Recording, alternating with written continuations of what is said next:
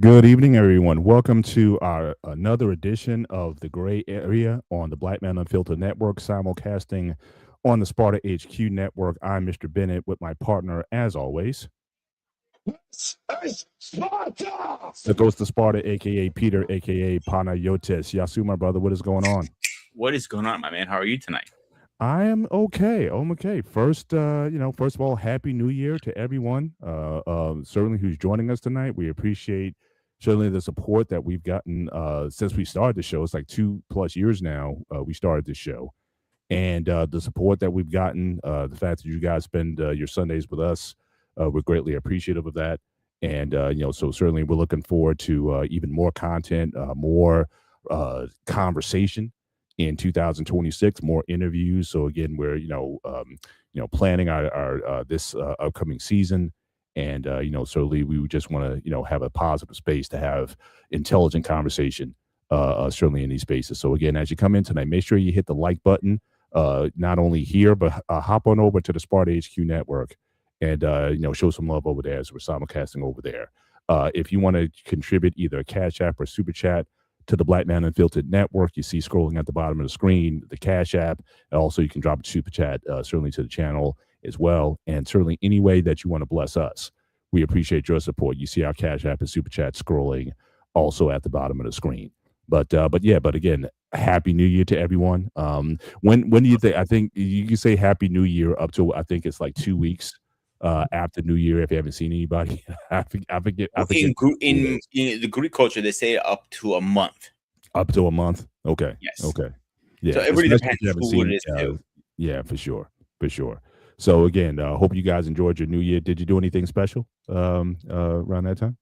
Actually, my buddy was DJing down the street, so I went to support him, and I was hanging out with his wife and them. Okay. Awesome. Yeah, my wife and I, we've made it. This is the third year in a row where we kind of take a little pilgrimage. We just drive 2 hours to get down to Atlantic City. And that really helps us out in terms of just distressing, because the holidays really can be kind of stressful in themselves. I mean, we hosted, we had Christmas Eve here with my family here. And then, certainly her family on Christmas Day. So there's a lot of preparation, getting the house in order, and, just a lot of things just kind of going into that. And in fact, I didn't even open up Christmas gifts until like 3-4 days afterwards. I was so burnt out from I also Christmas. And there was just stuff like, Dad, your gifts are still under the tree. Do you want to open them now? It's like, oh yeah, I guess I will open them at this point. But I was so out from the whole Christmas, open up gifts on Christmas Day and whatnot. I had other things that were going on. And so definitely it was something that it just took me a while to kind of, so just going away, figure a 2-hour drive, it's good because anything that's happening at home, you're not going to necessarily just turn around right away and go back home. And it's distracting enough, just being at the ocean, you're looking out the windows or whatnot, and there's the ocean and the views and whatnot. It's just a time just to relax. And so we've done that for the last 3 years.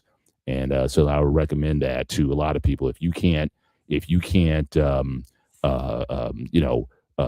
pull away from things, and I'm learning in my older age that it's not always about just doing things. That you need to certainly give yourself some time to do that. But certainly want to acknowledge some people in the super chat. So Black Man BMU is out there. He's already recognizing the smooth shaven. So I guess it's not clean shaven. It's a 5 o'clock shadow. I'm not going clean shaven. You guys, it's my hairy Greek ass for that one. But again, you look very handsome with the certainly with the look. Certainly appreciate that. And I must certainly give you props. Let me just grab this guy.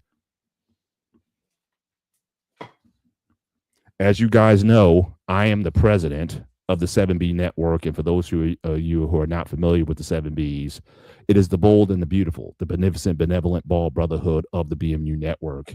And yes.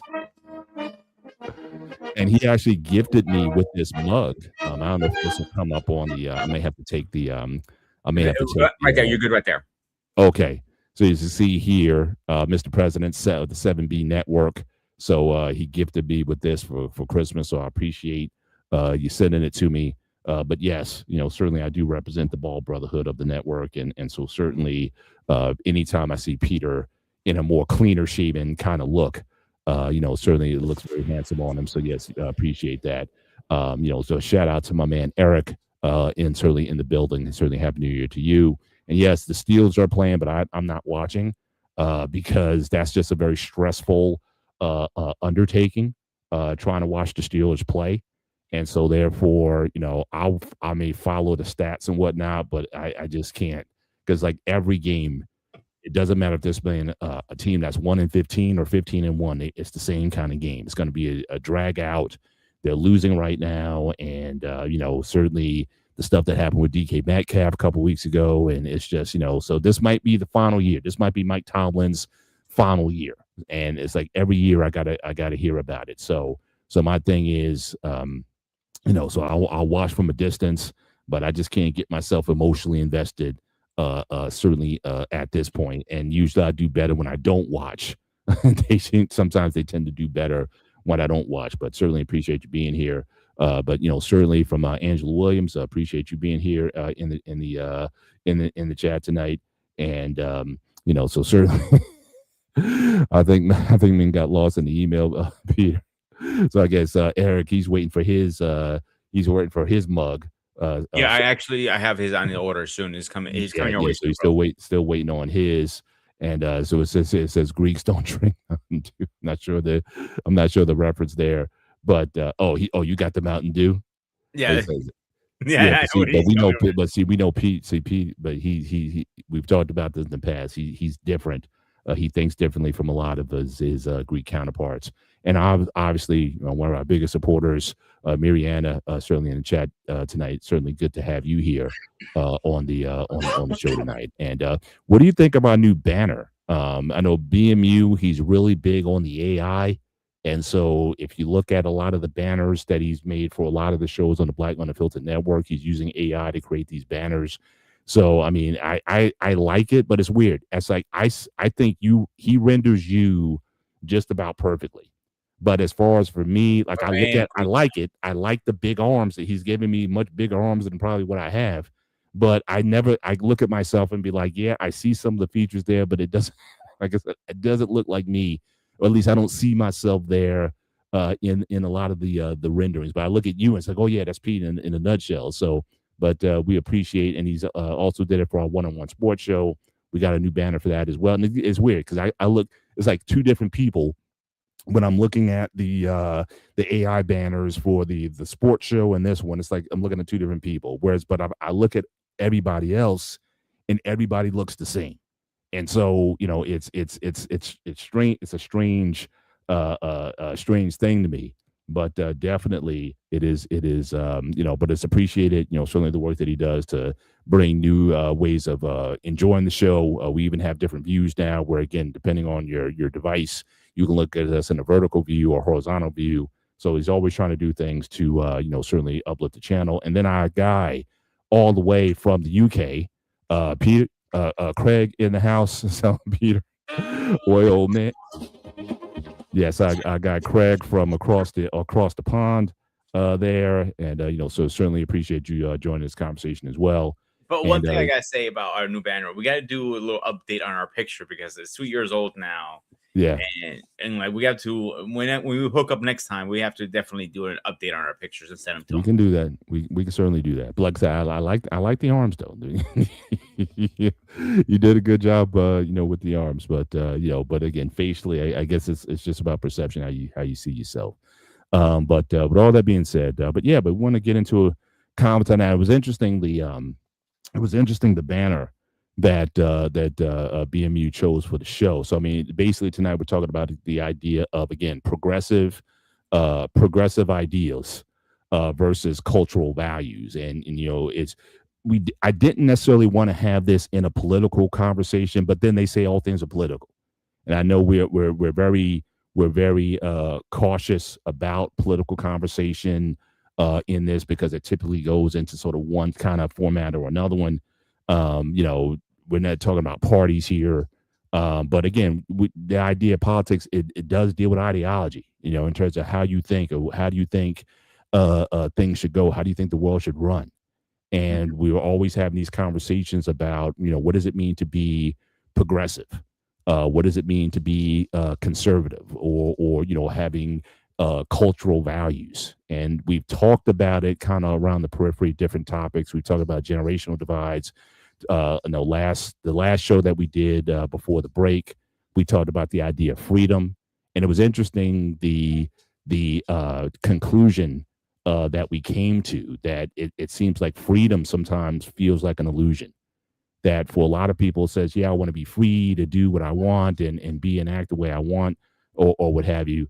That sometimes there's a price to be paid through anxiety and not having a sense of direction that freedom can give you. And if you hear, that's my dog barking in the back because he needs to kind of get out of the out of the room. And I'm hoping one of my dogs can come and grab him because my door is closed. Because like I said, they're still out there partying, so she just got him. Um, but yeah. So I want the conversation tonight to be more, I guess, philosophical, not about who you vote for, or what have you, but just a general conversation about this idea of what does it mean to be a progressive, what it means to have these cultural values and these ideas of how much do we cling to traditions and values that that we may have grew up on, or our parents or parents before them grew up on. And at the end of the day, is that really helping us in this new world and society where there's a lot of changes that are going on? It's like turn on the news and there's all kinds of different things that are happening. And this has been happening for the past 50, 60 years, where there's been a lot of changes, radical in the sense, not ideology wise, but just the change period. That there's been a lot of changes in the world over the past say 60 years, that has people thinking about were the traditional values better than the new ones, or should we still be progressing? And if we are progressing, since since people want to label themselves progressives, what are we progressing to? Like, is there a destination in mind that you want to go, where you see like an ideal society? So I kind of want to have the conversation around there. But when we talk about, just based on the title, what do you think about when we talk about this idea of progressive ideals versus cultural values or traditional ideals in a society? What direction are you typically steered in when it comes just to the topic in general? I can only speak as a Greek American, because as a Greek American, you've been driven in your head as a little kid. And I mentioned this multiple times on the show. You're Greek, Malaka, you're Greek. That's all you've been driven in your head all as you're growing up. You're Greek and proud. All right, my Greek accent's horrible, obviously. But when you're driven in your head, and when I broke the mold in my family, I stepped out of that culture being Greek. Look at me. Am I any more different than Greek to you, Paul? Yeah, you're unique. There's a lot of it that you still embrace proudly. I mean, you wear it on your skin, you wear it in just there's certain ways of thinking that you're still sort of tied to those values. But again, you're not afraid to step out of those things. That's and not let that and necessarily not be defined by those things. Like, even if you walk into my church, I am probably one of the few people who has tattoos and shows it. I'm probably the only one, where to think about it.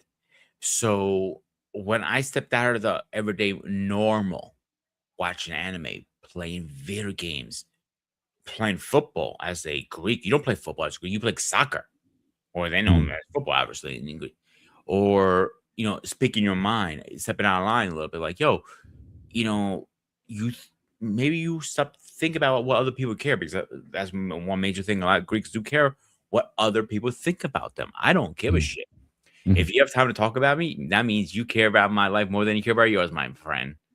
So I always took things in a different mindset, if that makes sense.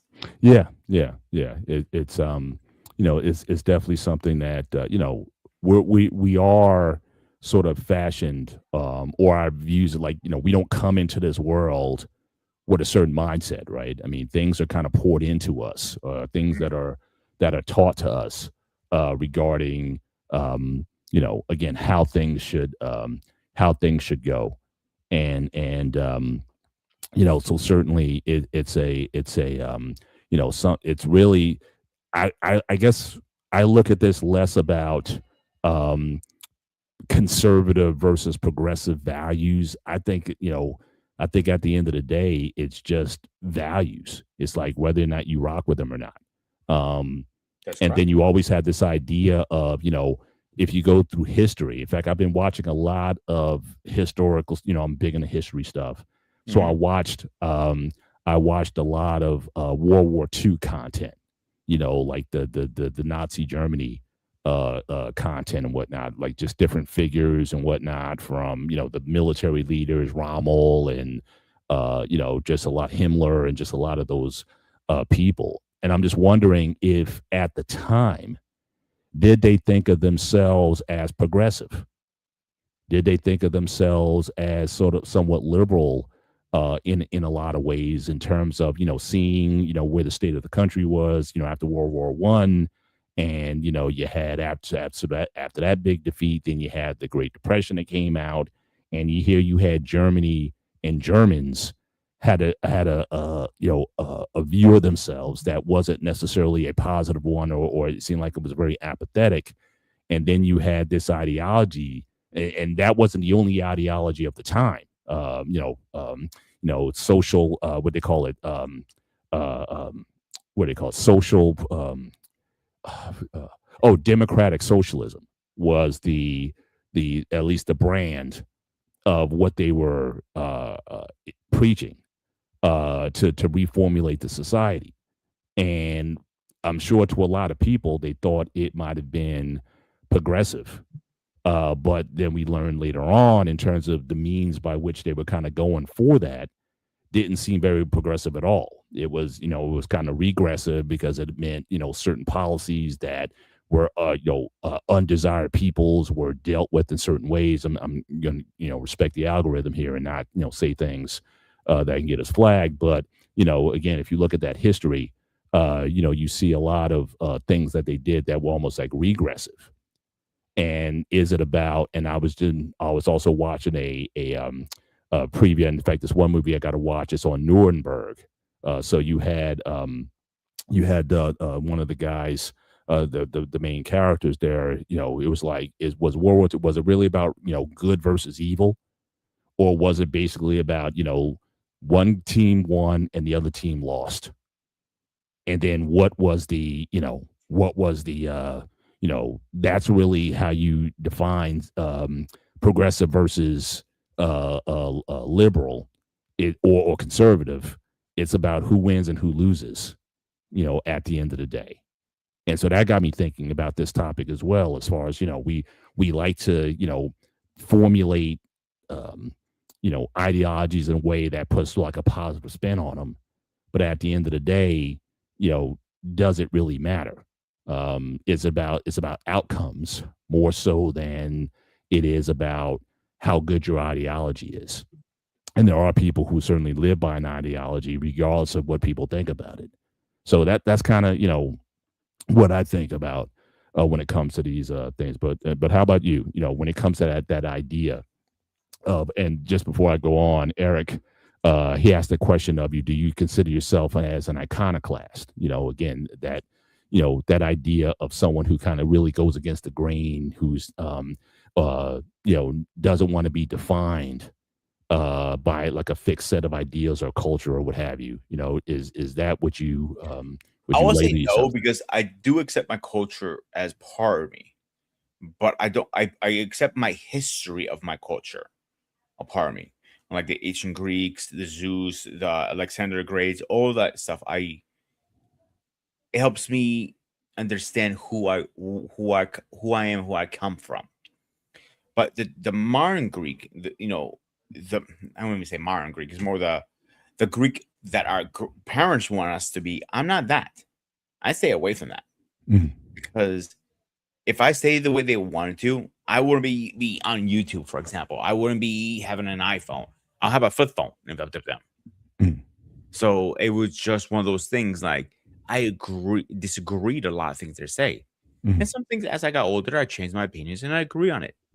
Um, like for example, I'm like, a lot of people were having kids outside of marriage when I was coming up. I disagreed with that personally, and I know you do too. Mm, So I stayed to a course. This is mm, why at 40 I'm still single and no kids, because I did not want to be outside of marriage with that. mhm. But Ideally, go ahead. go ahead. No, you go ahead. Finish your point. Finish your point. Ideally, who I am does not define where you come from. It defines who the man you want to become. Mhm, I know a couple movies have said that in the past, and life sucks. Things are gonna happen in your life. It kind of molds you who you become over time. Sometimes it makes you really tough. Sometimes it makes you very soft.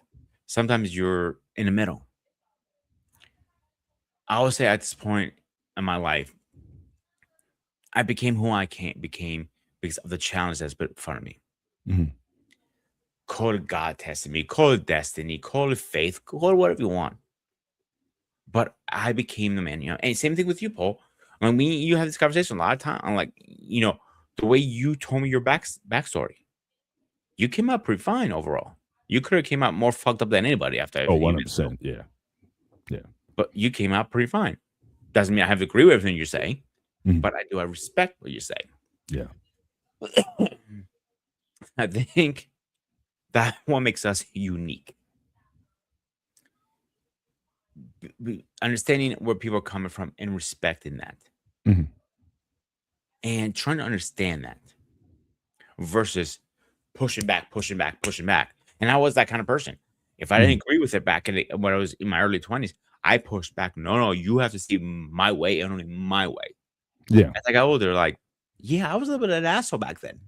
Well, Mhm. I'm still technically an asshole, but a different kind of asshole now. But Yeah. a the pushback didn't help. Right. What it did help is being a understanding person. Like, accept me screaming, yelling, and oh, you didn't follow, X, Y, Z, whatever. You sit down and talked. I'm like, now, okay, I understand where you go fuck yourself. I swear to God, I'm coming to UK. I'm gonna shove my fucking Second Amendment right up your ass. he's got he's got a whole ocean. He's like, I got a whole ocean separating me and you. So he's definitely taking shots from across the pond for sure. I'm gonna get him. Don't worry. Mhm. Yeah. But you hear this all the time. What what defines us as men in our culture? I think we need to stop thinking about defending us as men and culture and just have it separate. Defend ourselves as men only. Mhm. You still can use your cultures. Like, yeah, I'm very proud of it. You guys Mhm. know I'm very proud of being Greek. Mhm. At one Right. point, I didn't Right. because I was a black sheep. Right. But I guess the question then would be, can you have a society of black sheep? Right. Yes. I don't know if you can. This is, I guess, if I had to push back, especially when people talk about progressive, this sense of individuality versus culture or what have you. I don't know if society can run. I mean, just look at history. I mean, you study Greek history, you Mhm. know that, and there's a lot of, again, cultural norm. I mean, people were mobilized to think a certain way, to act in certain ways, good and bad. But can you build a society? Could you have built the great dynasties? Regardless of the culture, Asian dynasties, Greek dynasties, Roman, African, whatever, without this group think, if you will. Because think about it, I mean, people sacrifice their time, their treasure, a lot of times their lives in the building of things, of structures, governments, resources. I don't know if you can get there if you have a society that's undefined. Yeah, and Lord of the Flies is a perfect example. We read this in shout out to Eric, Highland Park High School. We had to read this in Mr. Bailey's class, I'm sure. But the whole book. I don't know if you ever are you familiar with the Lord of the Flies. Have you ever read that? No, It's I never it's one heard of of it, those to be honest with you. classics that you'll read in in English lit class. So basically, you had the movie was about, well, the original, because I know there was a remake that didn't go over as well because they use Americans instead of Brits. But Craig might be familiar with this. But the idea was you had these British boys, in Britain, they have this idea of boarding schools. So they have, again, these very proper kids, and they crash land on an island. And you start to see, because there's no structure, because there's no culture, you start to see the individuals start to regress to more instinctual, in some ways, more savage ways of doing things. Here you had these very proper British boys, and they started to paint, especially a lot of the leadership there. They started to paint themselves like in war paint and things. You had the one kid who was trying to be, I guess, more the reasonable one, was sort of ostracized from the society, and he became a target of these boys, because you had this one guy, this main leader, and I think the guy who was like sort of like the reasonable one, I think his name was Jack, but there was a lot of boys. You had nerdy kids and whatnot, but you had these kind of bullies, or kids who maybe came from proper, but they had a bullying nature to them. And he was able to mobilize these other boys to sort of follow sort of in this pack mentality. He became the alpha, and they started taking on, again, these very kind of savage type of mindsets, to where at the end they were actually chasing the boy at the end. But at the last minute, I think you had a boat or something that came, and they finally found the boys and rescued them. But just when the guys come out of the and I remember this from the movie, when the soldiers, I guess the guys, came out and saw the boys, and you saw these boys in this tribal makeup and garb or whatnot. It's like, what happened to you guys? So it's to me, this idea that you can have a society full of individuals. It's very hard to build a culture or anything that lasts. So if you talk about dynasties that last, Greek, how long did the Greek Empire go on for? The Romans, or pick any of these empires. Can that endure over time if you don't have a culture that is defined, that people adhere to, and that you conform to? But if everyone's an individual, I don't see how stuff gets done. Where's the cooperation going to come from? Where is the dynamic, especially when it comes about you're willing to put something that's bigger and above yourself? When is that, how is that going to come across? So, but I think society as a balance, I think there's a minority in society that certainly, the artisans, the philosophers, the poets, those who can think independently and think outside of the culture. I think it's good to have those people. I just don't know if you can have a majority of those people, because again, you're not going to get anything done long term. And then they're saying, even now with the society now, it's like, we talked about this in the last show, this idea of freedom. At the end of the day, is freedom helping to advance the culture? Or are we going towards this sort of bohemian, do what you want, whatever you want, with who you want, no rules, no borders, you just do whatever? Can a society survive when you have that kind of disjointed or individualistic mindset? As much as America talks about rugged individualism, it really is not. And that also gets into this idea of, again, we talk about conservative versus liberal or progressive or whatever. It's still ideology, and you have to contend with that. But just some of the comments that came through, yes, Lord of the Flies, definitely our guy, our pain. Again, happy New Year to you. Definitely something worth watching, and so certainly, definitely one of the top 5 books. Yeah, so you bring it all back. Yeah, Piggy sees the coach, the conch as a purpose for rescue for the community. Ralph sees it as a plaything. Yeah, so definitely 600 years for the Rome, 1,000 years, 1,100 years for the Greeks. So certainly both of these things are, you said both fell due to lack of borders. The Vigisaurus came in unchecked. Poor Roman rulers. No money due to social programs. So again, here we get into some philosophy over certain things. And again, shout out to Hans Gruber, 1988. Great movie and great villain, by the way. So I appreciate I appreciate the reference there. But yeah, so what are your thoughts on that? So like I said, I appreciate, especially in my younger years, being able to have this sort of individual mentality. But again, when you have a family, when you have things to protect, you want some sort of social assurances that what you're doing or what you're trying to build or what you want to last, you don't want your efforts. You put 18, 20, 25 years into raising these kids. You want them to have something that goes beyond you at the end of the day. And that's, I think, when you talk about culture and values, those things become more important.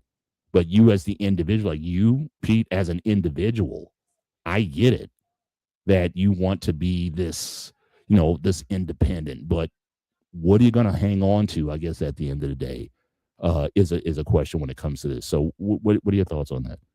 It's funny because if you asked me about 20 years ago, I would have told you I want to be unique, special, different, outlaw, a rebel, black sheep, black cow, whatever you want to call me. All right. Mhm. But now, because as time matured me and I got older, I realized, yes, the Greek culture is part of me, but I can be different at the same time. I use my Greek culture as a stepping stone, but as I'm building on to that, I can add whatever pieces I want to myself. Can that make sense? In a bubble, yes. Like I said, it makes sense and that's the test of any of these ideologies, whether you want to do like a cultural values or conservative, if you want to use that versus progressive, everything sounds great in a bubble, in isolation. But when you try to implement this stuff, to me, that's where it gets more complicated. So it's like the whole idea, like communism versus capitalism, for example. That's another We've example. never had either, right? We've never had it. Like communism in its form or definition has never existed. You've had socialism, but you've never really had communism. So, but you had the communist philosophers and whatnot, and this society of the workmen, having division of the resources. But again, in most cases, even if you want to call yourself a communist, you're not, because again, if the government has control over the natural resources of the country, that's not communism, at least not how it's classically defined. Likewise, in capitalism, this idea of laissez-faire economics, free markets, invisible hand, that's really never been implemented. More times than not, just like with Lord of the Flies, you have power always being consolidated. So whether you want to look at capitalism or communism, however you want to define those things, at the end of the day, it's the majority of the resources in the hands of a few powerful people. And the masses of the people are kind of either blocked or iced out of where the great wealth and resources are. Very little control. So it's either going to be controlled by corporations or it's going to be controlled by governments. Now we can debate, like so me and you will debate communism. In fact, I've been in several conversations with people. Oh, communism was better, capitalism was better. Look at this system, look at that system, whatever. But we're fighting over the scraps at the end. The corporations and the governments, they're the ones who really are running things. So why are we even talking about this idea of communism versus capitalism? Because it really doesn't, in the grand scheme of things, it feels at the end of it, we're kind of pawns at the end of the day. We're not, it really in control a lot of times in terms of what goes on in the culture, in the society. So again, the same thing with this idea of cultural values or progressive ideas. Again, we're asking the question, where are we going with a lot of these things. What's the end goal in mind? Has it ever been, an ideal, or is it just something that we just like to kind of throw around, but it doesn't lead us anywhere that's uh, um, that's lasting. Now there were a couple comments that were made. So Eric talks about the Renaissance period. It was a great period of time. Well, it depends on how you define it, because there was also a tumultuous period of time. You did have ways of thinking, modern scientific thought, the arts, the cultures, and whatnot. But a lot of people suffered during that time too. I For would say personally, yeah, it is like as a history puff, great part of history. But if you lived through the time, that was a dark time to live in. Black Very dark Death. you had plagues, you had wars, all those wars, and even Gruber talked about the idea of the church for 1,000 years. Again, that was a bloody time, because again, you had a lot of the splitting of the church, the Catholics versus the Protestants versus all of these different entities. There was a lot of wars during that time, church wars during that time. Mhm. So again, I don't know if the church has ever been this panacea, this community that exists. I mean, we got how many different versions of Christianity now? We got thousands of different versions of it at this point. So I don't know if we've ever been, but even the scriptures, not to get too religious on it, but even the scriptures, there was division in the early church then between the Jewish Christians and the non-Jewish Christians and whatnot. There's always been this sort of divide, and it's always been the idea that we're right and you're wrong, and you have to do kind of what we say. You have to interpret your Christianity the way we want you to do it, and if you don't do it that way, then you're the outcast, you're an anathema. You either get burnt, you either convert, I'll or you give you an get burnt example, at the Paul. stake, or what have you. Like I watched a documentary today. It was when the first Christianity Vikings. Do you know how that became? Any chance? No. So they were fighting over a land, Vikings and non-Vikings. So it was over religion at the point. They were, one of pagans were Christianity. One of the Vikings says, "Listen, let's stop fighting. Let's convert to Christianity and stop arguing about this and killing people for no reason." It worked for a couple of years till the king's son became old enough to kill the king, and he was a Viking, obviously, and he became, and that's how he became. Think of the circle now. I'm talking about killing after killing after killing after killing. That's how it was back then. Yeah. And to definitely the kings, like it was two ways to get in power, become the king. He dies in some shape or way, dies in natural causes or battle, or his own son takes him out. Great way to go, right? Imagine you're a father. Imagine your daughter is trying to one of your daughters is trying to take you out. Yeah. A lot of stuff happened. Yet, this comment from again the Zinger Slinger, pre-Catholics killed off the Gnostic Christians amongst others. Yeah, I mean there was a lot of, there was some bloody times. So again, the idea of we have to start asking ourselves some questions when you talk about this idea of morality, how that's been implemented, how that's been enforced, and how many governments in the name of a moral entity or in the name of God, how many wars have been fought or people's been taken out for the righteous cause, the Crusades and these other things that have gone on, or defining this idea of religious, we fight on the side of God or what have you. And I ask myself, it's like, is this really, is this really, are these things really true? Or are we simply using the tool or the language of morality or values or culture to then justify acts that in many ways go against the ideas of the religion itself? And we're seeing again a very dynamic chat that's going on. Again, we appreciate you guys, some new guys who've been here. Religion Society's ground morality and God, secular ground morality and human opinion. That's very true. But here you have Kicks 92 asked the question, which killed more people, religion or humanism? That's a question. Craig comes in, billions have been died in the name of God. So definitely there's a lot of, when we talk about, like I said, at the end of the day, it's what outcome do you want? So whether you want to say it's in the name of God or in the name of secular humanism or what Here's the have thing, you, Paul. You're a history buff like myself. yeah. Back in those times, killing for God was okay. You had the night temples.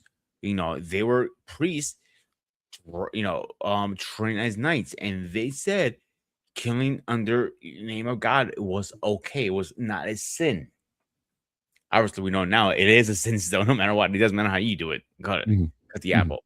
right. But the point is trying to get to is the comment is saying, but a lot of people died under the name of God. Yes, they have a lot of people died under that. Mhm, It doesn't matter which side of the fence if you were Christian or against Christianity or whatever. But a lot of people have died for stupid causes. mhm, Look at Moses and Egyptians. A lot of Egyptians died for the name of God. Obviously, we know the story. God took most of them out, but again, it was under His command. mhm, Again, but this could have prevented it if they just freed the people. But again, mhm, the point I'm trying to get to is back then it was so different times. mhm, But everybody was in line. mhm, There was no stepping out of line. And okay, the wife did the wife thing, the husband did the husband thing, the son did a son thing, daughter did a daughter thing, and you had your farm, or you were a knight, or whatever the case was. mhm.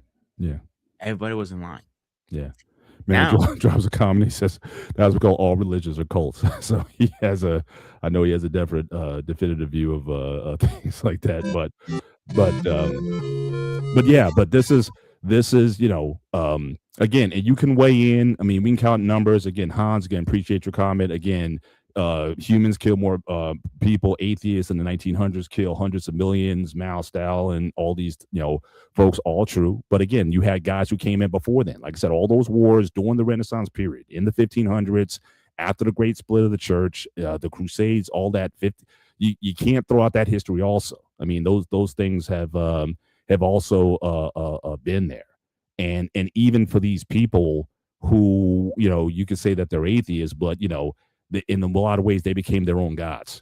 Well, they all had their kind of god complex, where again the idea of morality, that they thought that their way of doing things was right, regardless if you want to derive that sense of morality from a religion or you want to define that from a humanistic point of view. Again, we're still talking about outcomes, and if the outcomes are going to be relative suffering for the people, then again, I don't know, if we can continue to have these conversations about, again, progressive versus liberal or conservative or what have you. But I did want to share this though, because I keep talking about this idea of outcomes and really where I think a lot of this conversation is going. So I kind of had this little snippet that I got from an article.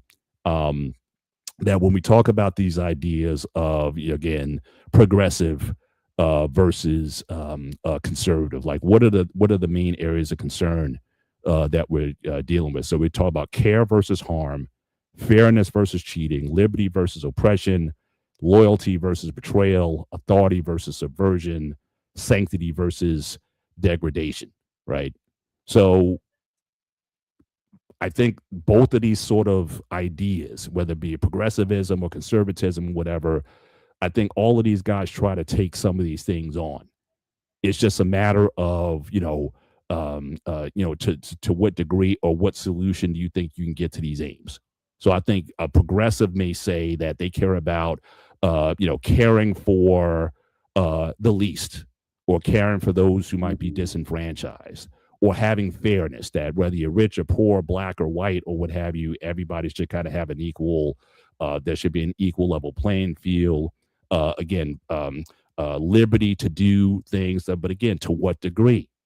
Should you be free to have like a bohemian lifestyle in the society? Or at what point do having rules or culture, at what point does that get oppressive?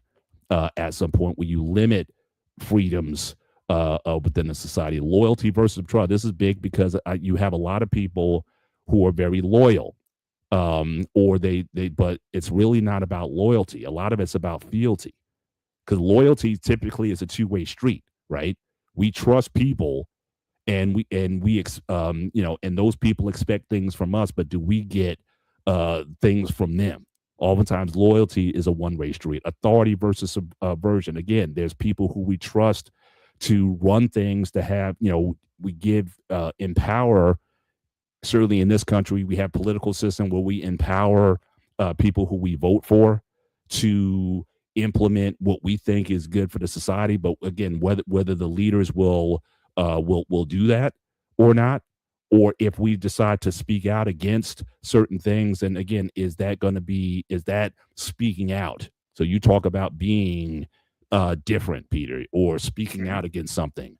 At what point does the authority allow you to say what you want to say, or wants to put down what you're doing? And then the idea of, are there things that are sacred? Sanctity versus degradation of things. Are there certain things in society that we should look at as sacred, or sanctified, or should anything? Is burning the flag, is that a form of degradation, or is that an act of liberty to do what you want to be able to do? You really want my opinion on burning the flag? I'm just, not necessarily your opinion, but again, the idea of, because again, we can disagree over, we can take a topic and we can agree or disagree on a variety of issues. So I'll be But honest, what I'm thinking about more so is aims. Like, what is, whether or not you're have progressive ideas or conservative, more cultural, traditional ideals. At the end of the day, what are you most concerned with at the end of the day? So go ahead and finish your point, though. Like with the, let's use a flag for a second here. Like, you burn the flag. I know I'm a little extreme as it comes to a flag, any flag. I don't care if it's American, Greek, Puerto Rican, African. I don't care what kind of flag. If you're talking about burning a flag, I think it should be across the board. Any country you are, it should be that death sentence right there on the spot. To be honest with you, because we need to have some limits as human beings. And like, Right. what can we do or not? I might be the black sheep of my family, but I still have my limits. How far I'm going to push things. But even in your response, so you think that's a capital offense? Absolutely. Right? So again, is that again, we talk about liberty versus oppression, right? So again, is that an oppressive act or a subversive act where a person, we talk about First Amendment in this country. Does a person have the right, even though you can totally disagree with a person's choice or decision to make? But again, is that an extreme too far? Where people, it's like, if you burn the flag, especially if they're doing something that your country decides to do. If you were in Nazi Germany back in the 40s and you burn the German flag or the Nazi flag at that point, should you die for that, knowing what the Nazis were doing? So you just said, if it's any flag of any country, that's a capital offense. But if you burnt theirs, or what about the Stalinist Russia, or pick your country, when a country is clearly doing things that you find are immoral or go against the values of the Constitution of the country, and you do that as an act of speech or an act of protest against that, should that cost you your life? If a German citizen said this is going too far, and they wanted to burn the Nazi flag or the flag of Germany at that time, should they have been, deleted or excised for that? So again, so we can say, like I said, so we can say things in a bubble to say, oh, if you do that, it should be, off with the head or whatever. But context, I think, matters in terms of how do you deal with, especially because you're in a way, you're kind of taken for granted that the society or the culture or the state is correct or always correct. And therefore, anything that goes against the state must be incorrect. And again, you being the free thinker that you are, I would think there needs to be a space to say, hey, you know, not so fast when it comes to taking extreme action in response to something you may deem extreme, if that makes sense. Yeah. Maybe my reply is extreme, but again, I don't do anything half-assed. You know me. So that's a difficult response for me personally, because I'm very big about being a patriot of your country. You know what I'm saying? Mm-hmm. And like same thing I feel about the draft. I think the draft should be in effect still, like most countries. But I'm one of the unique people who thinks that, because I think a lot of problems in this country would have been avoided if the draft was in effect, because they learn a lot of responsibility, respect, and so on. Mm-hmm. But in the same token, how much is that going to help? Mm-hmm. Or is that going to make things worse? Because let's be honest here, Paul. Not only here, all over this planet right now, we're actually in a bad place right now as humanity. We're not in a great place. That's my personal opinion on that. And of course, you might disagree. Mm-hmm. And that I respect that if you do. But I think we are in a very dark place as humanity right now, because a lot of things are going. Look, this is what just happened the other day. I don't want to get political, but I never saw that coming, to be honest. Mm-hmm. But we're going to that point. So how bad can things get if we're getting to that point? Right. But this is where you start to question again, this idea of values. I mean, and I'm big on especially the Vietnam era. That's like a major. I was born in '69, so that period of time has always interested me. And especially when you read stuff later on in terms of what the government was doing through the '60s, regime changes and CONTELPRO and just all of these actions within the country and outside the country. And you're asking yourself the question, like with Vietnam, people were asking, well, look, what are we here for? Like, it's, you can mobilize a people into action at a point, but then at what point do you pull back and say, wait a minute, that this doesn't feel like you can say, American values, you can say tradition, you can say whatever you want, but if in your spirit you can be like, this is wrong, or why are we why are we engaged in these actions? And we had a show, if you guys want to go back, look in the Gray Area catalog on the Black Man Unfiltered Network or the Sparta HQ Network. We had a show on just war theory, and we talked about basically America's track record in war since World War II, from the Korean War on. And we have to start asking ourselves, despite our vast military might and whatnot, what have been the outcomes from a lot of these campaigns that we've gone on since World War II? And the track record, in my view, it doesn't look very good. So you have to weigh these things. And I think, and really another reason why I'm a fan of that era is because I think that's where you did start to see, at least in this country. I'm sure in other countries, I'm sure in the UK, in other countries, I'm sure people have had similar conversation, that was really a splitting within families. I mean, the talk of the Vietnam War split families up. You had a show, All in the Family, back in the day, where you had Archie with Michael. And they would always butt heads because he was the draft dodging liberal progressive guy, and Archie was the conservative value type of guy, or what have you. And he had his view of the world and how things should go. But it split families up, and people really started thinking that those old time God and country values that we had, and then we started taking inventory of the things that we were doing.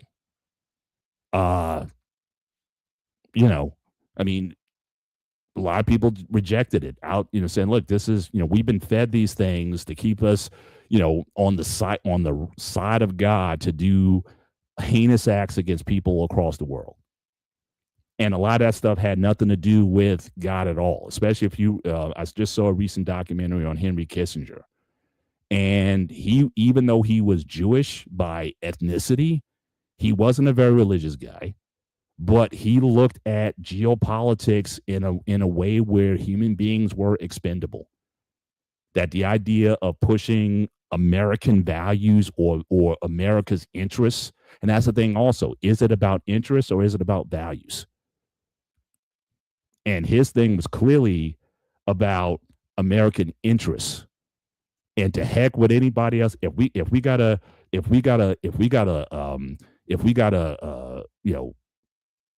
lose some people in the process, then whatever. He looked at human beings as expendable, whether it be ours or somebody else's. So again, I think that when you look at that history, when you start looking at what America is supposed to be about, again, I can get someone again starting to ask some questions about this idea that we talk about these cultural values, and does it really mean anything at the end of the day? And so that's kind of where it is. But again, going back to the slides, I'll just bring them back up here. Again, what do you think helps us get there? Like, is it, maybe we should have the conversation, maybe let's throw out this idea of progressive versus cultural values, at least the way it's been implemented up to this point, and maybe we need to have a different conversation about, again, what is it that we want in society? What is your idea? If you're going to paint your ideal country or society or culture, what kind of systems get us to these places? Because anybody can be critical of either progressive or social values. You had, again, a guy, Hans Gruber, he talked about, again, some of the progressive tendencies or whatever, and some of the violent acts that have taken place in the country. We all know what happened around, Black Lives Matter, and we know a lot of the things that went on there, where it seems like a lot of those progressive ideas kind of went off the rails. But then we had January 6th, and that was another coming from a totally different side. So again, at the end of the day, where are we landing here? And if you believe in an ideology or not, then again, what is the best way to implement it? Some people these days, they want to do it by any means necessary. And again, a lot of progressive programs throughout history became oppressive programs. And obviously you had a lot of conservative programs were also, again, very oppressive, in their nature. So again, what would be your ideal in terms of if these are concerns to you, how we're going to get there? Whatever you want to call the ideology of the philosophy, how are you going to, how we're going to get there? That's a question that I don't know how to answer that, Paul. Because that is the question I think most of us are answering tonight. How can we get there? Because at the end of the day, me and you can have a conversation all day long. We might disagree on a few things, but we can come to agree. But how many people don't agree on nothing and they argue? I'll give you a good example. When the government shut down for, what is that, a month, was it? Nobody could agree on anything. And they were holding the government hostage. I'm not getting political here, but I'm using that as an example. How much more can you sit down and have a conversation to find ideals or ground rules? Think about it. There's always somebody not agreeing, because we're not going to agree on anything. And that's where the arguments happen, and this split happens for all of us. Am I making sense here? Yeah. It's but we have to, but we, where are we going? Now again, I can in my own space, I can talk about, look, I'm a big family guy. I believe in marriage. I believe in traditional, if you will, families. Husband, wife, children. But I'm also a big believer now, especially nowadays, in extended families, and multi-generational families, which may come from more, having a multi-general household. What I see from a lot of Latino communities. I'm a fan of that. I think that really does a lot in terms of maintaining certain traditions, giving a sense of a sense of loyalty, a sense of unity, but at the same time, still allowing your children to go out and to pursue their God-given potential.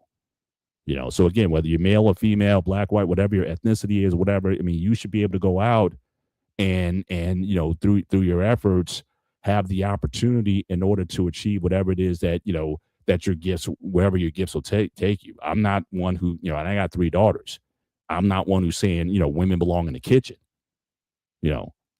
but certainly there are those elements in society, or those voices in society that says, yeah, we need to go back in the 1950s, where the woman, she basically raised the children, stayed at home, put the apron on and whatnot. So, that's a sort of a mindset that people are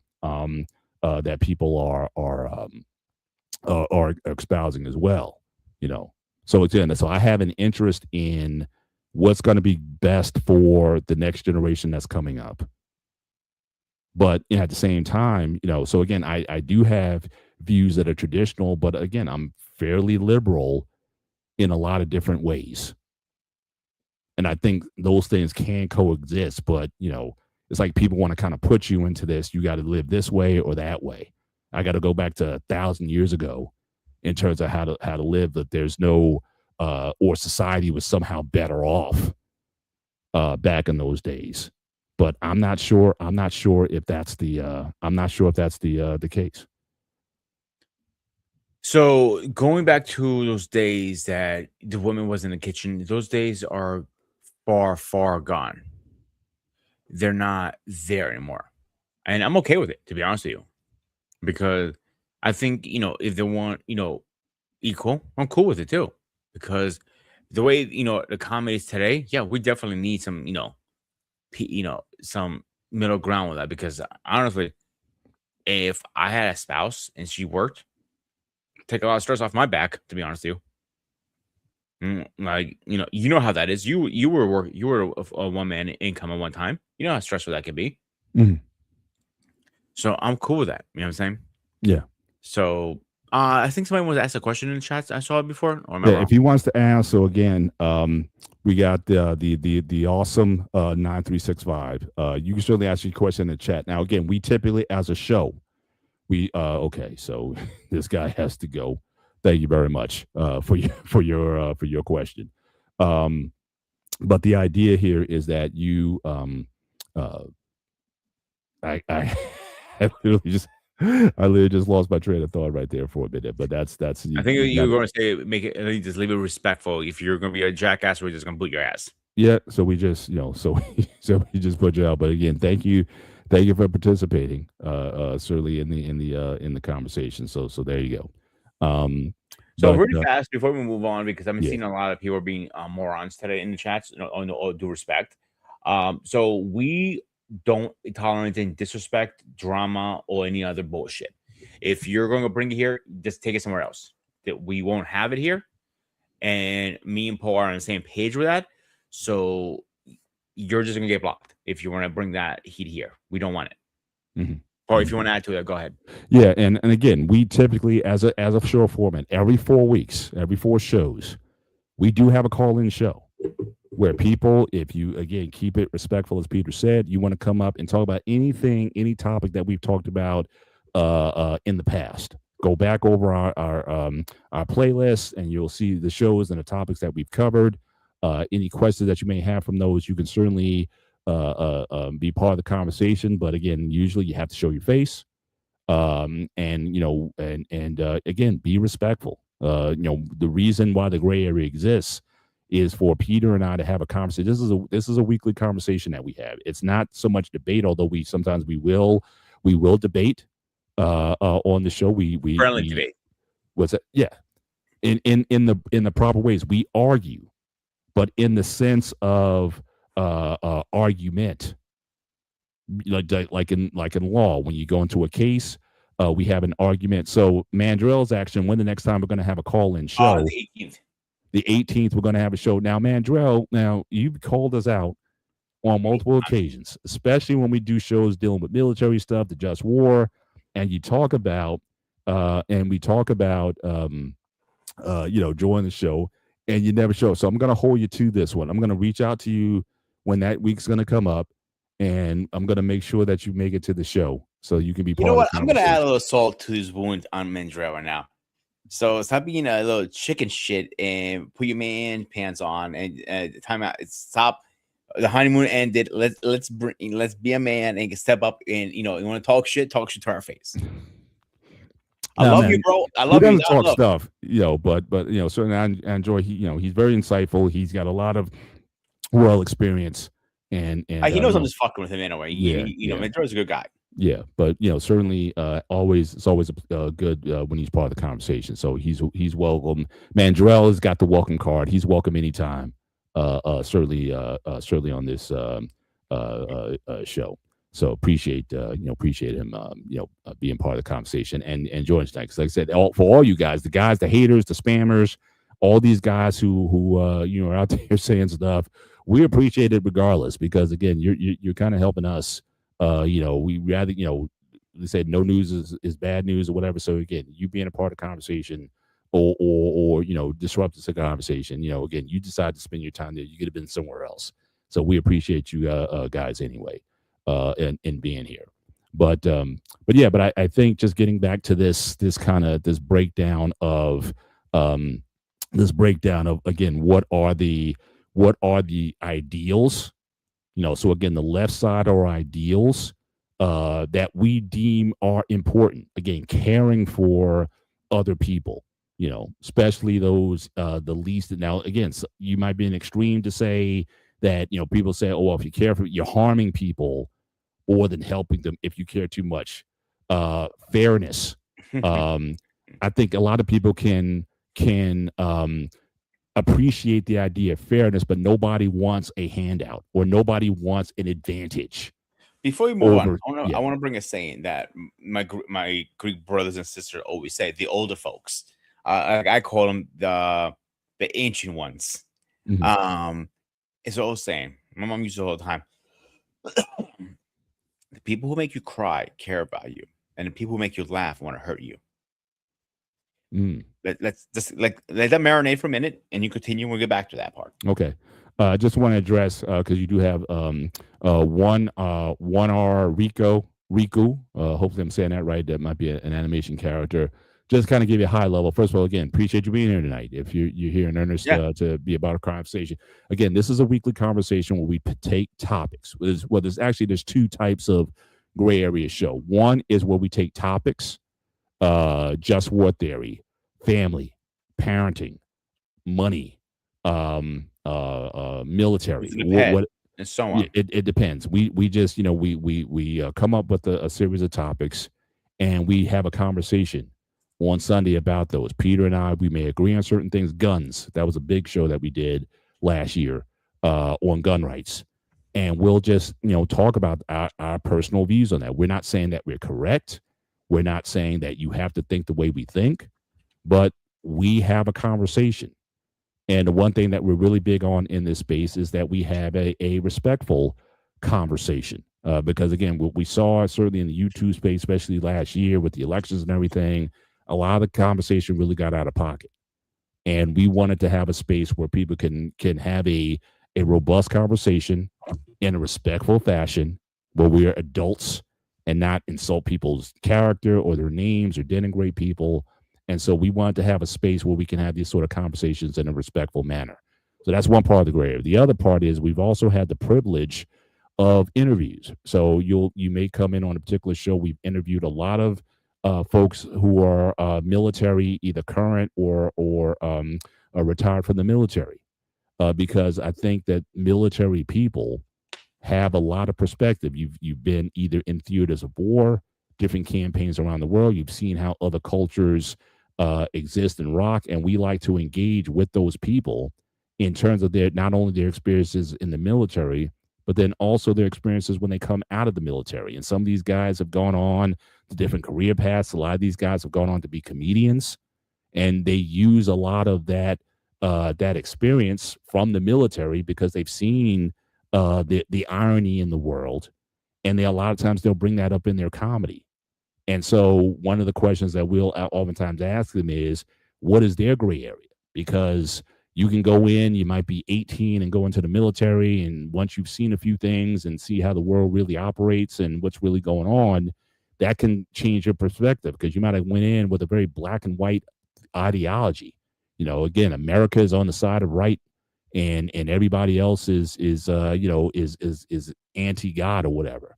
And you may come out with a totally different philosophy, or it may bolster your belief in God, or it may turn off your belief in God altogether because you might think it's all BS, like Mandrell was saying earlier.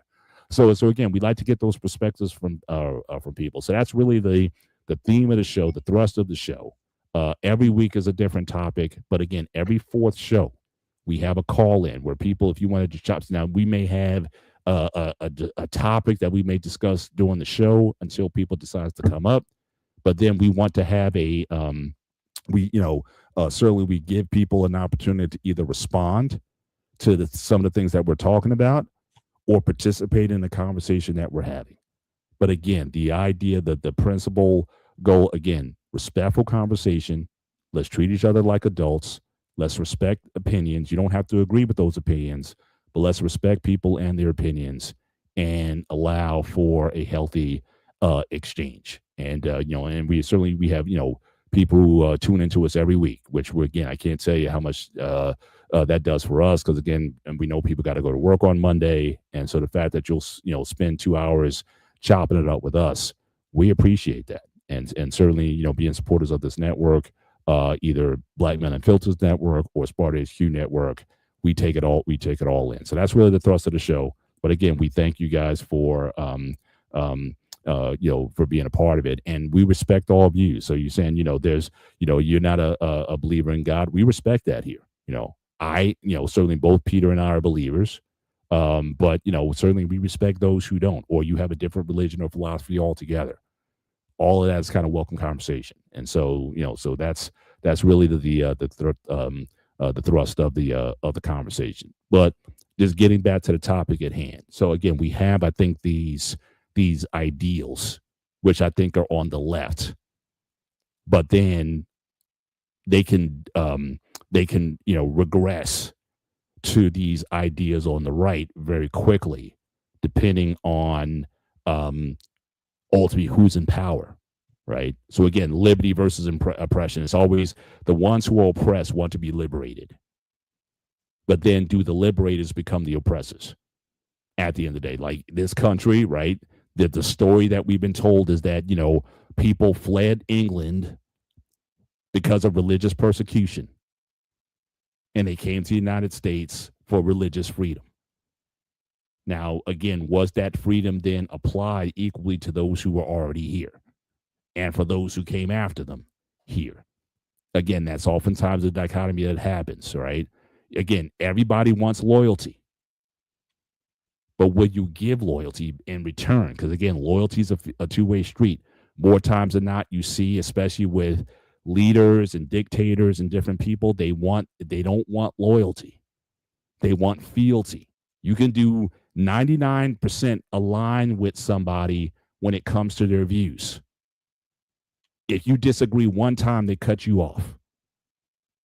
That's an insecurity there. So again, it's not about loyalty. It's about fealty to somebody. Again, authority. I think we do need authority in this country. I think you should respect police officers and those and teachers and parents and those who are judges and those who've been tasked with running the society. I think having a structure is helpful and useful in society.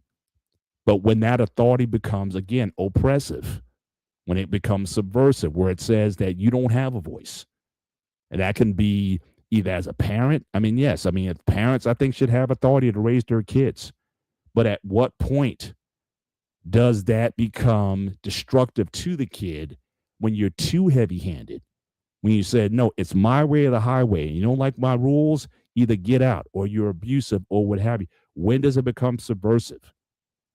And again, if you value certain things in society, culturally, in the culture or in families or whatnot, when does it become, again, um, the idea, like I said, burning the American flag? You may think that of that is something that's, that's a degradation of something that's important to the country, but then at the same time, is like, is the flag at the end of the day, how important is that? So everybody, so again, you have these ideals that can get very destructive, and you can cite at some points in time where, whether you're a conservative or progressive or what have you, that it ran off the wheels and it got out of hand. And people are asking, it's like, we can have these debates, but at the end of the day, it's about outcomes. What is best for society? So I think there's certain ideas that had to be progressive.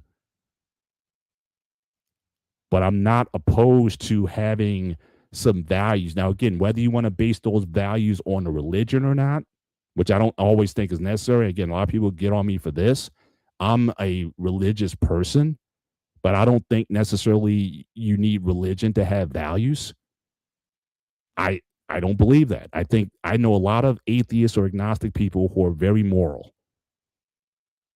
and they don't go to church, and they don't, throw the Bible at you or whatever, but they're just in their way of living and doing things. At the very least, it aligns with what I believe in terms of, my religious values. So again, I'm not saying that that's necessary, that, that's very different from saying, well, this needs to be a Christian nation, which I don't ever believe it was. That's another story. But it has to be. But I think these are things that we're debating, or we're arguing over, progressive versus conservative. But where are we trying to get to? And I think these are really the issues at hand that we have to talk about. So, Peter, I know I long stroked it for a minute, but you can certainly chime in here. But just before I go, and just shout out to again, one of our loyal guys, again, Braxton, Snake Eyes 24. Yeah, good to have you in the chat tonight. Always a pleasure, having you on. So you go ahead, Pete. Oh, where do I start? Because you put a lot on my plate right now.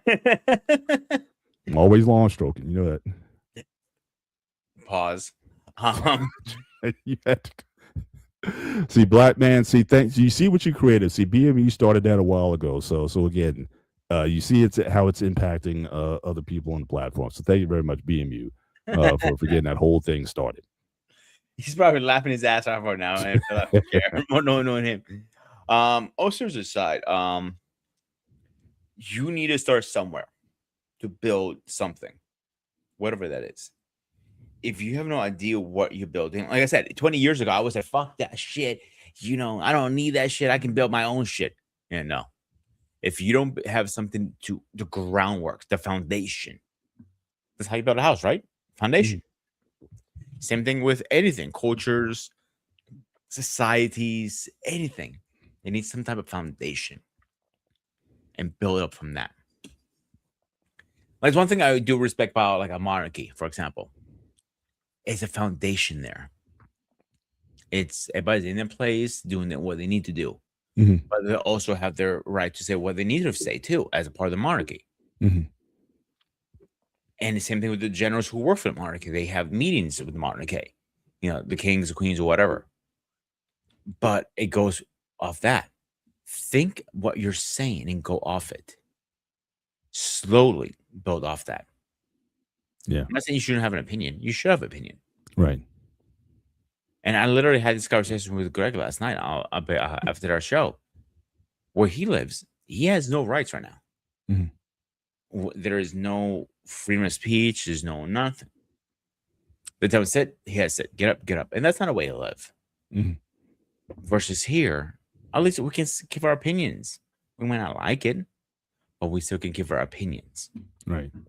Well, it's interesting because you talk about Craig from the UK. Now, from at least from our vantage point perspective, UK is supposed to be a relatively progressive place in terms of ideology, rights for people, for women, for what have you.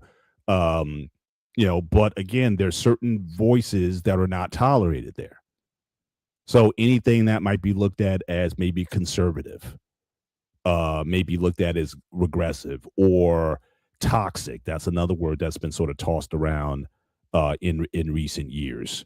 But again, is that so? Again, the idea of a progressive society, but will not tolerate voices that go against that.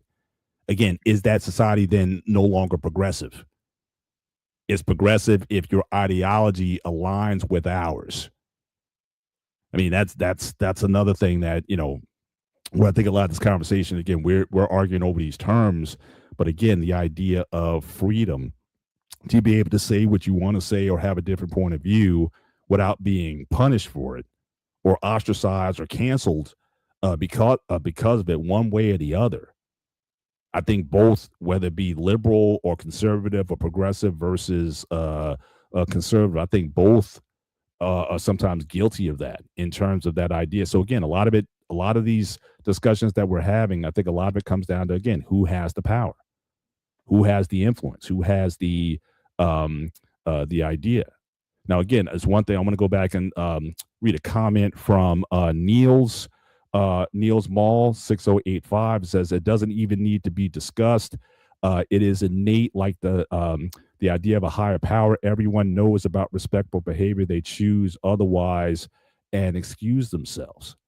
But to me, that's a dichotomy statement in and of itself, because if we know these things, but it's not innate in us to practice these things. So again, so whether you're conservative, whether you're progressive, or what have you, you say we have this innate idea of that we believe in this higher power, but it has a lot of times it has very little impact on our behaviors and how we do things unless it's enforced in certain ways or we're indoctrinated in certain ways. We may have this innate, and again, just from scripture, it talks about that everyone is moral or has this idea of this sense of a creator, whether you want to acknowledge that or not. But we don't follow these things. We do things that go contrary to that. We don't respect people generally in terms of what we say. And again, we saw a lot of that disrespect in these platforms over the past couple of years. And so, so as much as we, it's an ideal, I may not disagree with the first part of what you said, but we don't implement it very well. And however you want to dress it up, you want to dress it up through religion or declaration of a name that you want to give to God or what have you, however you want to phrase it. We still have a hard time with trying to implement this in a way that gives us the sort of society that we want. And to me, that's, again, where a lot of this discussion intimately goes up. We constantly have this back and forth discussion, but I don't think we necessarily go anywhere with it because, again, everybody winds up, it becomes almost circular, in its argumentation. So again, a lot of times it's about, again, who has the power dynamic and who doesn't. And that's really, the way I see it. But Pete, your thoughts on that? What's greater power, at least from how I always learned the Bible and everything like that, I don't want to get too religious, is you still have the freedom of making your own choices. So if the Bible tells you don't do X, Y, and Z, and you still do the opposite, nobody's stopping you. You have free will to do whatever you want. I always looked at the Bible as a guideline to life. I recommend you're not doing something, but it doesn't mean you're going to do it. We all know that. We all, people do stupid shit all the time. Like it says, don't get drunk. I drink. I get drunk. Doesn't mean I'm going to follow every rule in the Bible. And I bet Paul doesn't follow every single rule in the Bible either. Right, Paul? Well, hopefully not, because not all those rules apply. I don't think I should go around, executing people. You know, I'm not saying that. What am I saying? right. Saying, I'm like, okay, I know you don't drink, but you know, it is probably a rule in there. No, or there something isn't. that you don't There follow. isn't. I just choose. Well, you shouldn't be drunk, but I'm not opposed to drink. I mean, I don't drink. You know, I'm a lifetime teetotaler, so I don't drink at all for personal reasons. My dad, and just seeing how that was, and it's just something that I just never made a part of my life. But I've never told anybody. I've taught Sunday school and talked about, I mean, there's no prohibition against drinking, but when you drink to excess where your behavior and your actions become destructive or dangerous, then that's probably not a cool place to be in. But I don't even need religion to even reinforce that, right? I mean, Yeah, you should be able to I know see that's a that pretty in the bad example, but I'm yeah. using that as an example. I got you. But like I said, there are rules in there, like premarital sex, for example. I know me and you see different views. Again, there are rules, and then you don't have to follow all of them. Right. You Right. have freedom of will. Like my priest even said, like you guys all know, and if you don't know yet, about almost a month ago, my pup died, so I'm getting a memorial tattoo for him. Technically, I'm not supposed to get tattoos as Christians. Mhm. But again, my priest said, I don't recommend you doing it, but you have the freedom of will to do whatever you want. I can't stop you. Mhm. Nobody can stop you. And that's a beauty about, at least in Orthodox. I'm pretty sure the same thing with you, Paul. Mhm. You can do whatever you want in a day as Christians. Well, I think again, the way now, again, some people are more dogmatic. Again, depending on the denomination or the views or whatever, some people are very dogmatic about certain things. I think I like the way Paul talks about it. It's like you can do anything that you want, but the question that you got to ask yourself at the end of the day, and this kind of aligns with our conversation, is it beneficial? Right? Yeah, I have freedom. Right? I don't have to, I'm not restricted from eating certain foods or doing things on certain days. I don't have to observe a Sabbath like back in the day. I have certain freedoms. But how I use those freedoms matters. Do those freedoms does it really benefit me? Does it benefit other people? So I think that, to me, that's a better way of looking at things. And again, when we come to this conversation about progressive versus, conservative, like I said, to me, this is not about parties. And I think that I think we're all kind of, um, sort of have fallen for the speech about, what the political parties want to teach us about how to think about certain things. Is this helping us or hurting us individually and as a society? So I think, I want prohibitions. I don't think there should be a prohibition against someone deciding to have sex with somebody. But I'm still going to have the conversation with them. Is it helping you? Is having randoms, is that helping you? Or is that putting you in a space that's dangerous? I'll be honest with you, Paul. If you asked me about 10 years ago, I would say I just want my pee-pee wet. That's all I cared about. Now, about when I hit around 30, 30 and above, even more now. No, it doesn't benefit you just getting hooking up. It is pointless. And that's the thing too with this conversation. A lot of it depends on where you are in life. Of course. Where you are at 18, at 28, 38. I'm 56 years old. And so, at my age, I may have different values and priorities. But like I said, at the same time, I have daughters who are in their 20s. So again, I care about the world that they're in. I care about, seeing that is there something of benefit that that I have or knowledge that I have that will help them in the future. Is that a value that is useful to them in terms of their long-term success. I recognize that, because I'm not one of these guys who goes around talking about, well, back in my day we did this and that. I don't think that's a very useful conversation these days, I can see because you doing that too, actually. what's that? I can see you doing that No, actually I for some reason. honestly I don't. I know you don't, but I can see you doing that one Yeah, point in your life. because again, and I can look back over my time and see that, look, we weren't, everyone's going to frame their history in the most pleasant of terms, right? We had the best times in the 90s or whatnot, or some generation always wants to criticize the next generation for their music or whatever. Like, since the 20s, every generation's music has been called demonic or something.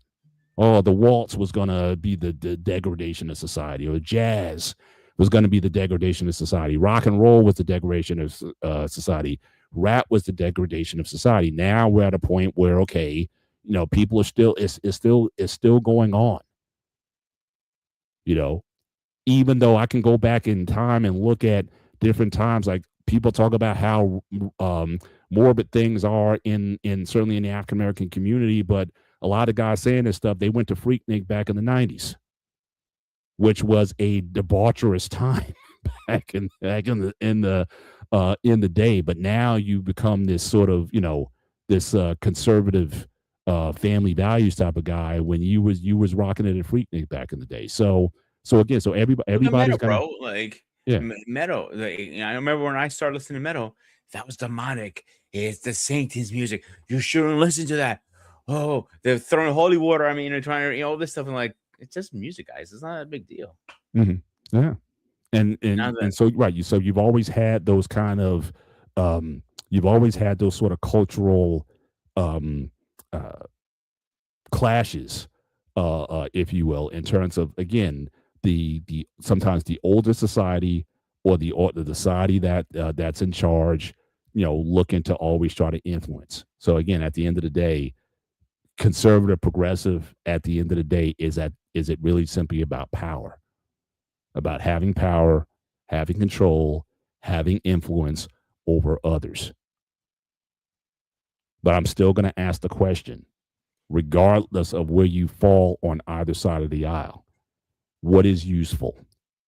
What is beneficial? So, like I said, I think waiting before you have to get married, before having children, is useful. I'm not going to beat it down your head or whatever. I mean, if you choose to, to do that, I'm just saying, I think it's useful. I think especially if you're playing the long game. In the moment, you may say, hey, this is the right thing to do, but long term, is it useful? I think having a mom and dad in the house at the same time, raising kids together, and keeping a decent marriage together, I think that has benefits that I see in my kids. And contrasting that to other, that doesn't mean that if you grow up in a single family household or single parent household, you can't be successful. I'm not saying that at all, but I just think it's useful to have that kind of environment. Having the same general religious beliefs. I'm not saying, look, if you're Baptist and Orthodox in the same house or whatever, some people make a big deal about that, or to say, you can't marry someone who's not, baptized into the Orthodox Church or whatever. But again, if you have generally the same values, I think, again, that's useful in creating that type of environment that allows you to raise children. But if your values are so different and creates confusion for the kids, in fact, we did a show on that. Again, for those who listen first time, go back. We did a show on interreligious marriages, interfaith marriages. Go back and look at that and look at that show. And we talked about that, how a lot of kids who grow up in these sort of interfaith homes, more times than not, they grow up with no religion at all. That doesn't mean that they're bad people. That doesn't mean that they're that they don't have values that they probably picked up from either one of their parents. But they basically kind of make a deal to say, look, Christian, Jewish, whatever. It's They don't necessarily adopt one or the other. But I think it's useful when you have it. Now, again, person's going to grow up. You're going to make your own decisions, whether or not you want to still follow the stuff or discard it or go a totally different direction. That's up to you. So again, I think the idea of usefulness, does it benefit me in the immediate time and in the long run? I think that's useful.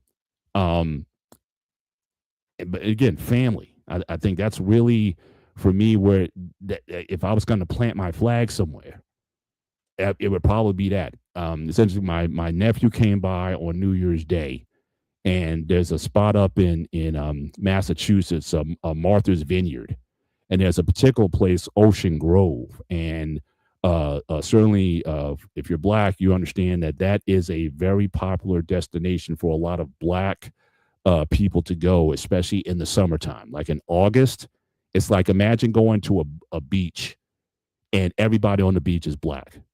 Not only just Black, but highly educated Black. Very upper crustic, upper class. You see a lot of Black excellence in that space, the whole area. I mean, if you go to Jersey Shore at any time, yes, you'll see all kinds of people on the beach. But imagine going to a place where you got doctors and lawyers and politicians and writers and poets and all these different people in one area. And he showed me this documentary on the history of that place in Martha's Vineyard, and it talked about the familial legacies that people got land. They bought a house there in the 1920s or something, and the parents have been coming back, or the families, or the cousins, and how they grew up there, and they saw the success, and inspired them to be, again, doctors and scientists and engineers and all these different people. And again, it was a beautiful exposition of the history and the culture of that place. And in fact, certainly it's been, I was there once back a few years ago. My niece, she got married there a few years ago, and I haven't been back, and I'm thinking about possibly going back in the near future. But the one thing that I started thinking about was this isn't going to last very long, or it's not going to continue to last because Black people aren't really getting married at levels of other cultures and ethnicities.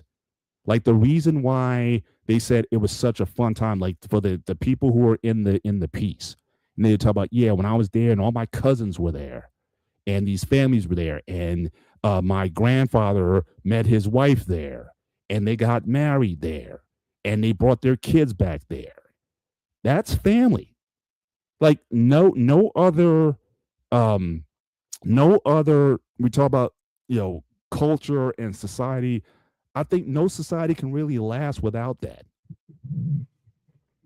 So until Black people, were a lot of these people, again, highly educated. In fact, he was telling me last time he was up there, it's like 70% women up there that are unmarried. They're smart, they're educated, they have careers, they have all these things going on. The sororities go up there, the AKAs go up there. It's like all success. But I'm like, where the families? Where the husbands? Where's the kids? And so if that doesn't get fixed, this legacy that you talked about that's going on for like 100 years, is it going to continue? And just like in African American communities, look at your family reunions. Go back 50 years ago in the 70s and 80s and talk to your kinfolk about the size of those family reunions back in the day, and then look at them now. And you tell me, are they the same size? Are they well attended? We used to have hundreds. Now you're lucky if you get 50 people together. Why? Because again, people aren't marrying.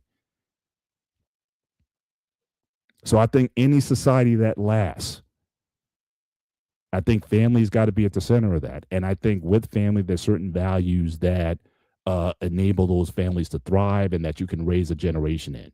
I talked about another experience where I went to a party My daughter's one of her best friends is from Sierra Leone, and it was a cultural scene. I saw it. It was very different from an African American experience. A lot of cousins there. But then I remember being at the table with them and I was asking them, "Hey, when are you guys getting married?" And they all shook their heads, like all these girls, like dozens of girls. There's like, "No, I'm not getting married anytime soon. Maybe 30 See, or whatever, I'll get married." I But hear a lot of that. Like people don't want to get married anymore. And somebody told me this once before. I didn't click at the time, but it clicks now. Marriage is not a contract; it's a sacrifice. And a husband is not a ruler; it's a responsibility before God. mhm, Didn't make any sense back then. mhm, I looked at him like, what the fuck are you talking about? But it makes a lot of sense now that I'm older. And mhm, I'm not even married now mhm, yet. But I've been yeah, in serious relationships to understand that now. mhm. And you definitely understand that. You've been married for about 1,000 years. So you definitely understand that. In today's time, yeah, it feels Yeah, in today's time, it it's feels like like in a dog thousand years. It's years. like, yeah, I've been married like 200 So years. you as a man sacrificed a lot over the years. You told me this yourself. Mhm, But you understand the responsibility you have to do that. Because you had 3 rugrats to worry about. mhm, Plus, you had to worry about your wife and everything. I get that. So people don't understand that. Like, what annoys me with today's relationships. I'm not only talking about like boyfriend, girlfriend, or engagement. I'm talking about marriage. When shit hits the fan and it is a problem, uncomfortable problem, mhm, you run away like a coward. mhm. That is my issue. The biggest issue I have. Why run? Why can't you just stick it out and see how can you solve the problem? How can it fix the problem? Mhm. But not run from the problem. I don't like people who run from problems, Yeah, personally.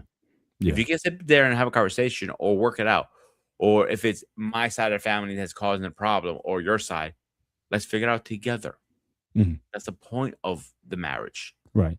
Or am I wrong, Paul? No, 100%. And to our topic, I'm glad you went there. That has nothing to do, in my view, with progressive versus cultural conservative. No, it depends on the person, I think. It has nothing to do with so again, to me, that I think is the um but we get so caught up in those conversations Mm-hmm.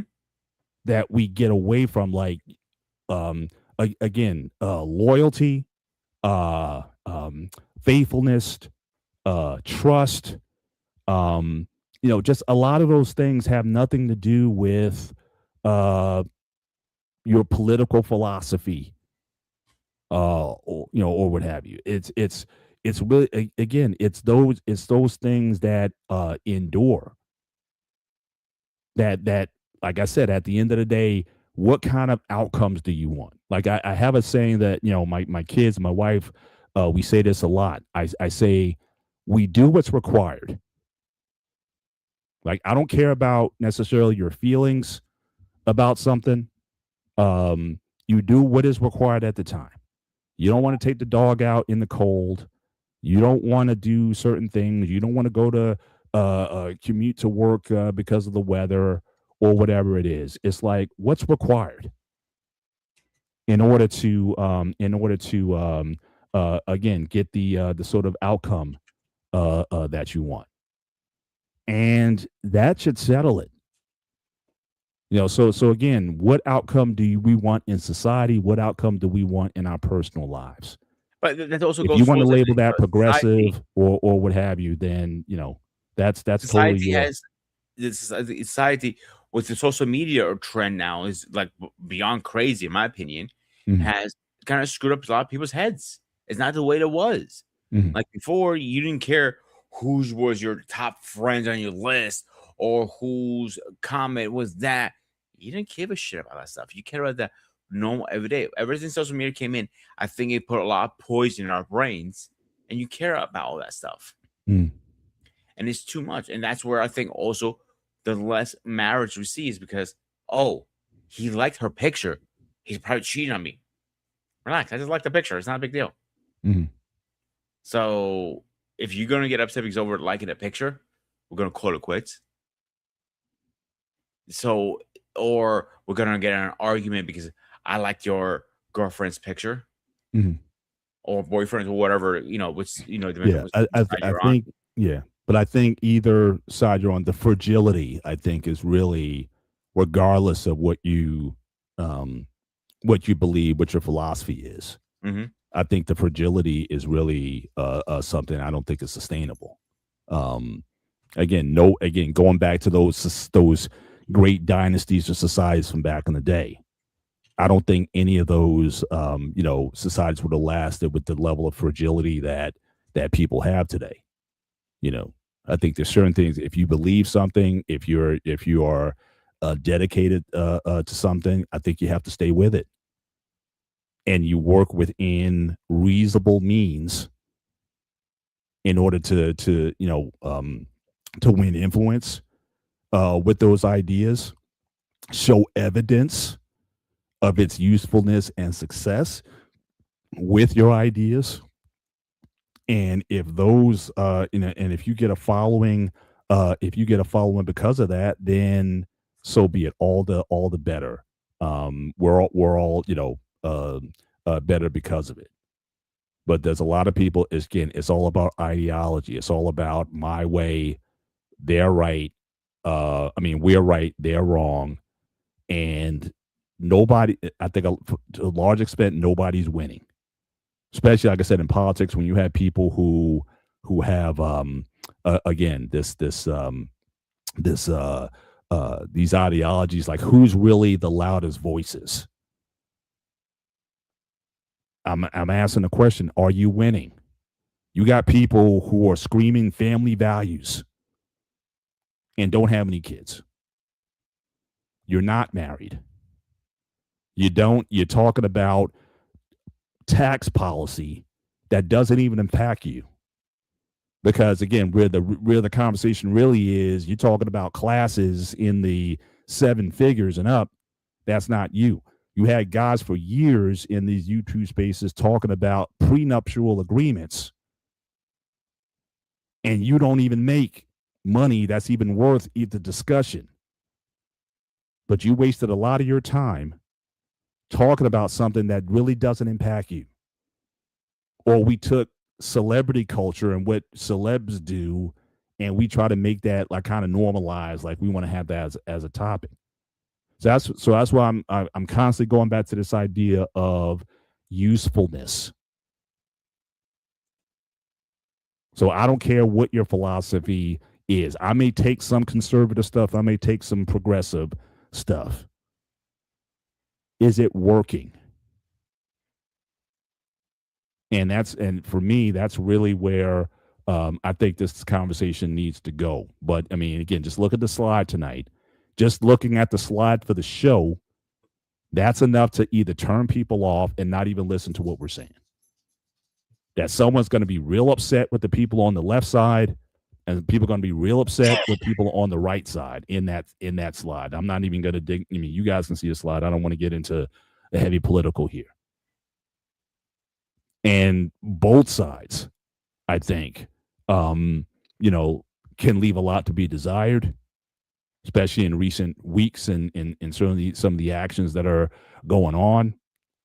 And at the end of the day, it's about, again, acquisition of power and influence and money. But we're the pawns in the game. We'll be their biggest, stump, get on the stump for these people, and we'll rally and say, yeah, this what they're doing, and we'll say all these things.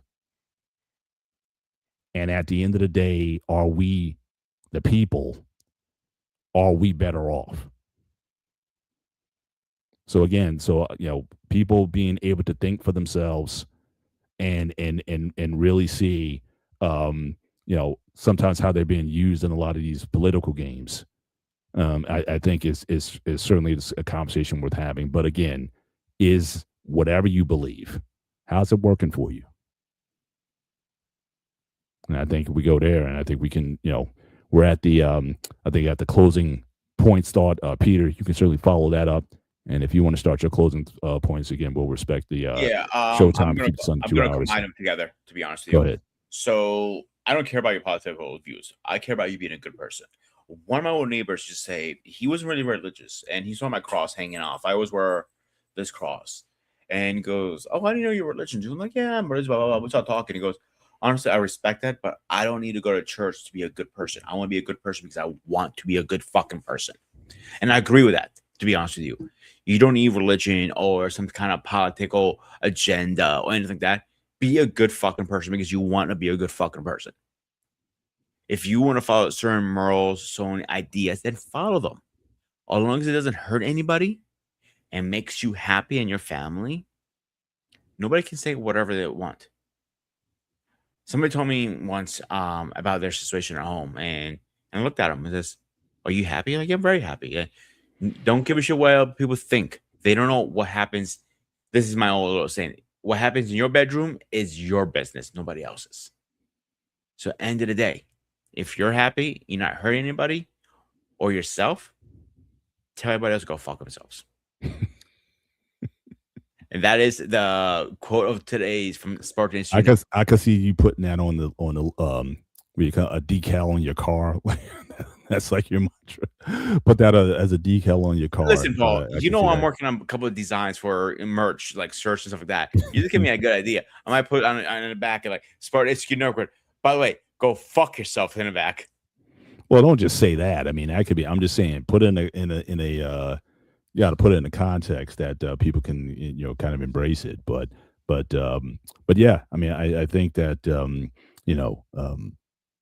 we have to start thinking differently when it comes to these issues, because there's a lot of agendas at place, and it's not necessarily meaning what's in your best interest.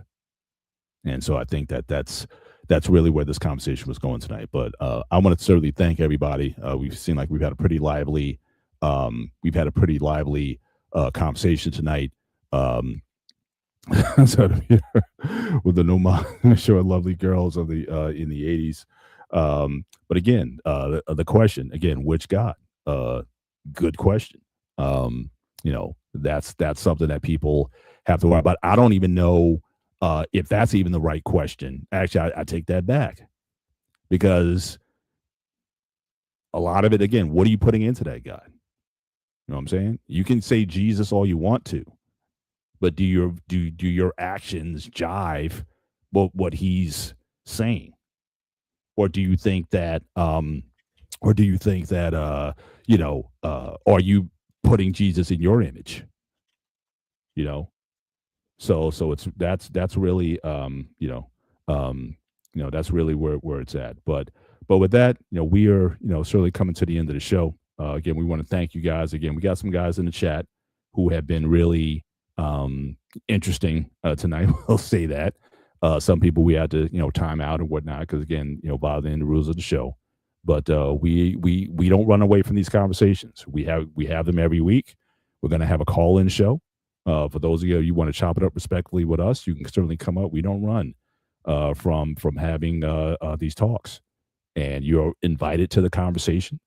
But we're not going to be bashful about what we personally believe and what we want for ourselves. So, but with that, we appreciate you guys for this for coming in tonight. Happy New Year once again. Stay tuned in certainly the Black Man Unfiltered space. Again, the next time you'll probably see me in this space, we'll be on the one-on-one sports show, certainly on the Black Man Unfiltered Network. That's Wednesdays at 8 p.m. Peter, his Spartan Arena, Tuesdays at 9:30 on the Black Man Unfiltered Network. And so certainly we are, always trying to come up with new content. And again, we appreciate you guys for being here. So certainly for myself, Mr. Bennett, and he is the Ghost of Sparta, aka Peter, aka Panayotis. This is the gray area. You guys certainly enjoy the rest of your week. I want you guys to take care. God bless. We'll see you next time. Now, I'm trying to find again, because BMU is always moving stuff around. I'm trying to find the outro video.